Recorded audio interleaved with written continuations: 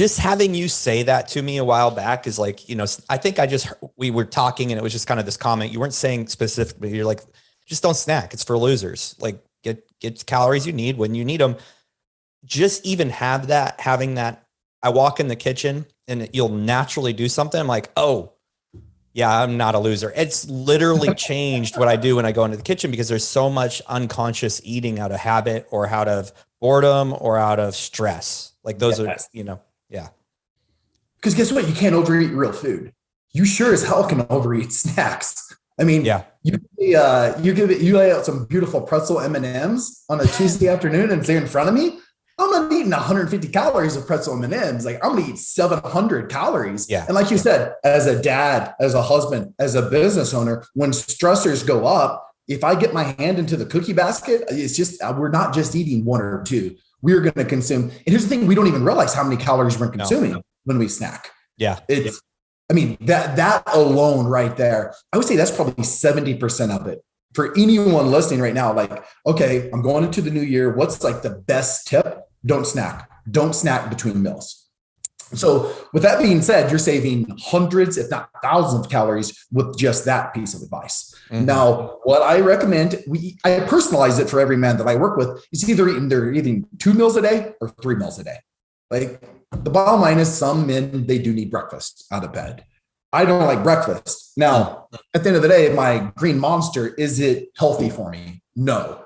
But I run on some caffeine up until noon because I would rather eat 2 times a day and have bigger meals for those 2 meals. So for example, today, my chicken porridge, right? I'm right at, let's just round it up. I'm at 500 calories.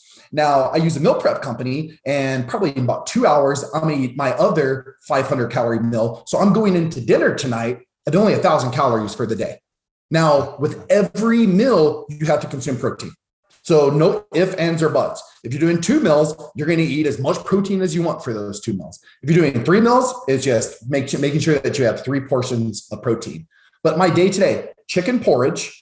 Okay. I'm going to do, I think it's mama's meatloaf. So it's got like 35, 40 grams of protein. It's going to be delicious. And now I have 1,000 to 1,500 calories that I'm going to utilize for dinner. And I know in my head, if I do 2,000 to 2,500 calories, I am in a caloric deficit. So if I wanted to tighten up and lean out, I could use my 500 plus 1 from here to the end of time, and I could be shredded.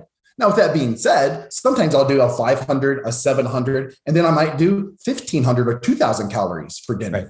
So once you establish that caloric range that works for you based off of your goals, then it's almost you're working backwards. Are you going to eat 2 meals a day? Or are you going to eat 3 meals a day? You're going to have protein every single time that you eat. You're not going to eat any type of snacks between meals.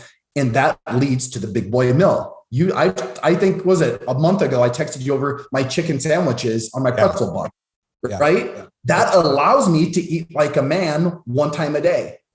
And the bottom line is most busy men, we don't want to eat a big lunch. There's no need to eat a big lunch because we're busy.